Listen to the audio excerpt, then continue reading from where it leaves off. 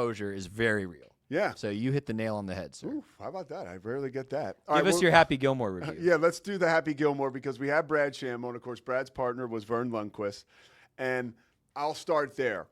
The cameos make this movie worth the watch. And if you are at all a golf fan, it actually is pretty funny because to see Brooks Koepka, Scotty Scheffler, Xander Schauffele, but bigger names like Rory McIlroy, Bryson DeChambeau, like those guys are not featured, they are featured prominently.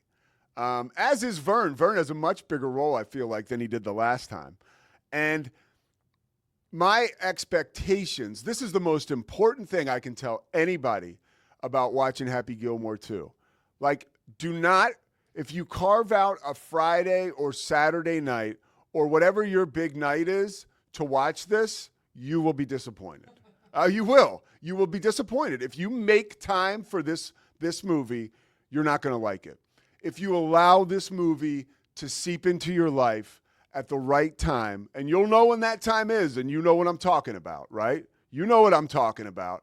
Whether it's a plane or finally the day you have nothing to do at 4 o'clock on a Saturday right before college football starts. Like that is the Happy Gilmore window.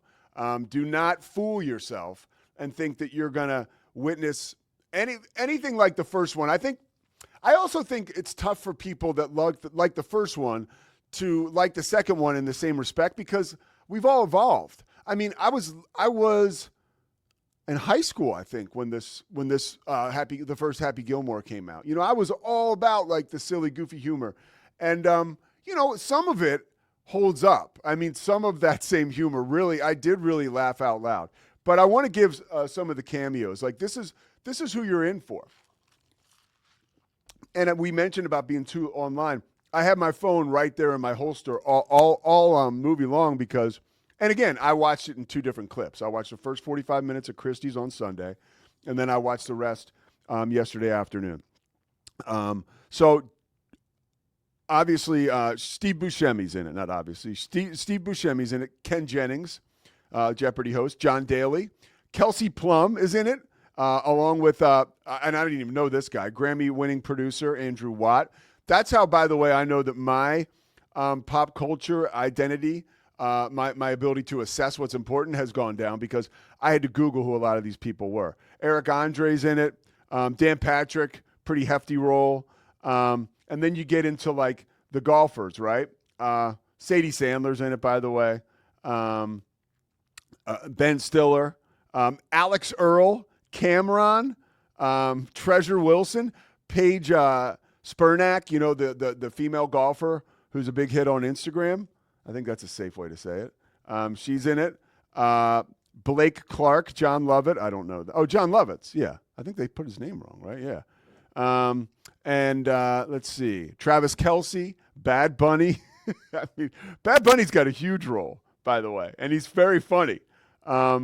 And then toward champion golfers, I mentioned, but here are the other ones. Tony Finau, Will Zalatoris, Bubba Watson, Justin Thomas, Rory I mentioned, Scheffler I mentioned. Rob Schneider's in it. Always nice to see somebody. Huh? You like Schneider? No, of course. Yeah, of course, yeah. Yeah. Post Malone. It's always nice to see a guy like Rob Schneider turn up in a movie like that, and I'll tell you why. Because Rob Schneider has at times, I feel like, gone off the radar politically. And it's nice to know that him and the Sandman are still like, you know what I mean? Like, I do love this because I think that this is what America is all about. I love people that have two totally different opinions politically, still sharing the love, hanging out, and being friends. And I feel like that is probably what we have here.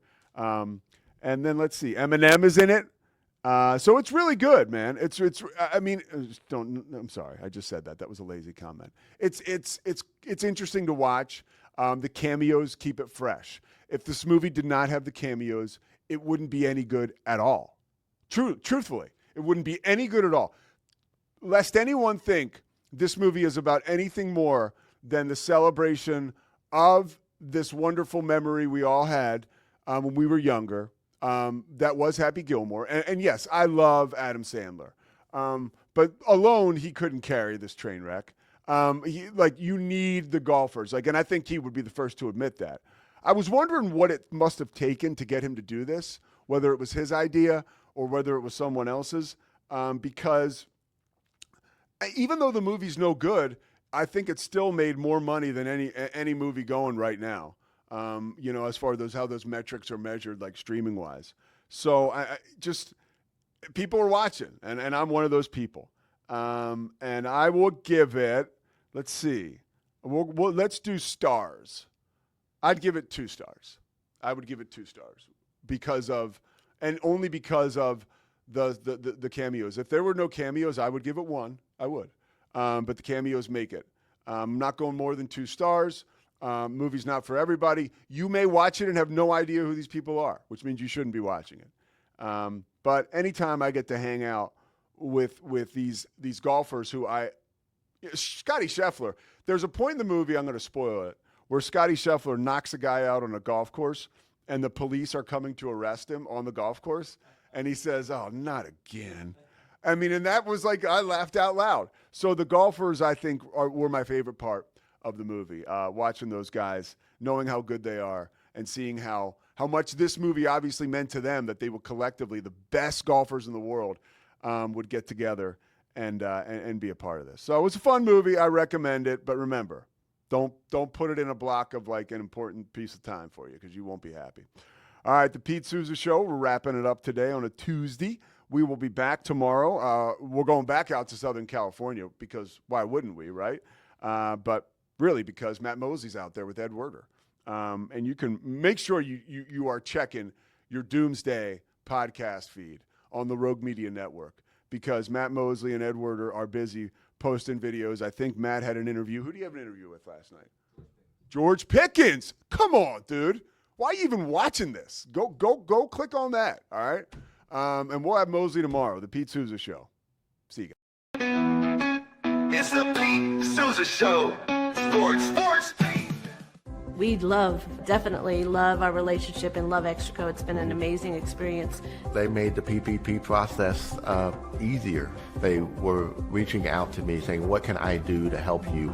That made a huge difference, because my stress level when we shut down to afterwards was night and day. Our experience with Extraco has been phenomenal since the very beginning, so we love Extraco. Nobody tells our stories better than our clients. The difference is stark. I was rear-ended at 70 miles an hour. I was injured, had a concussion. The insurance company, they delayed. They were playing games from the initial conversation. They weren't going to help me. The biggest thing I learned through this is that you can't go through this alone. I called Daniel Stark. They were going to help me, and everything was going to be all right. Daniel Stark got me 10 times the insurance company offered. The difference is stark.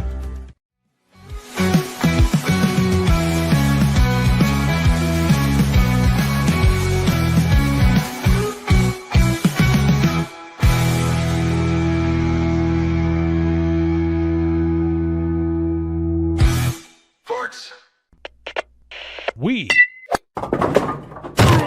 are Rogue Media Sports.